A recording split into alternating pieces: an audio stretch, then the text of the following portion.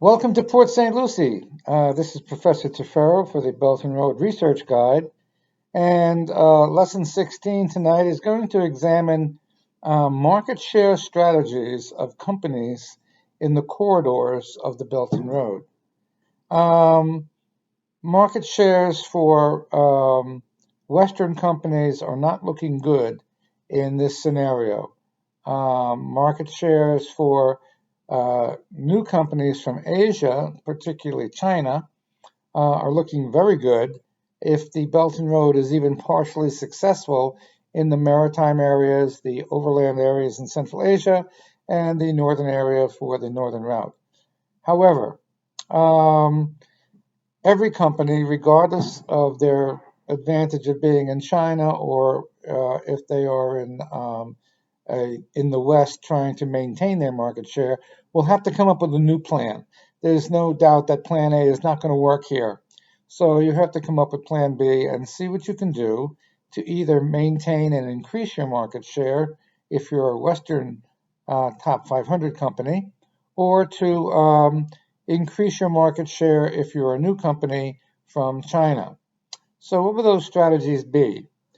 Well, let's look at companies that are trying to maintain their market share from the West first. Large companies like Amazon and Apple and Microsoft and companies like that will not have too big a problem of maintaining their market share. Why? Because people who are working and living in the zones of the Belt and Road corridors will still need all the products of these major companies. They're still going to need Apple phones, they're still going to need Microsoft software for computers, and they're going to need Amazon products. So, none of these big companies will have a great loss in market share, if any loss at all. They may even experience an increase in market share. However, most of the secondary companies in the Fortune 500 will have to hustle a little bit more to keep their market shares and maybe even increase their market shares from the West. Chinese companies, on the other hand, are playing with a blank page. They didn't have any market share to begin with in these areas, or their market share was very, very small initially. So anything that they can gain from being involved in the corridors of the Belt and Road of any of these three corridors will be a big increase for several of these Chinese companies.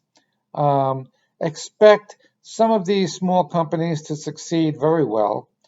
Expect some of them to succeed moderately, but expect most of them to fail because the Bank of China keeps data on loans for small businesses, and there's a 92% failure rate for small business loans in China, just like there's a 90% failure rate for business loans in the United States. It's a universal problem.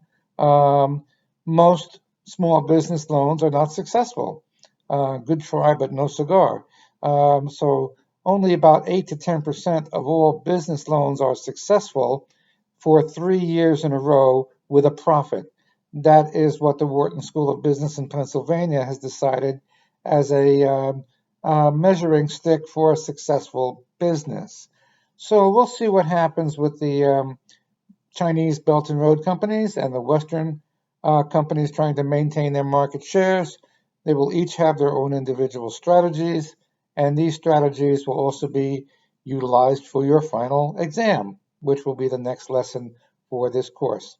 Until then, this is Professor Tefero bidding you a good night, and stay healthy. Bye-bye.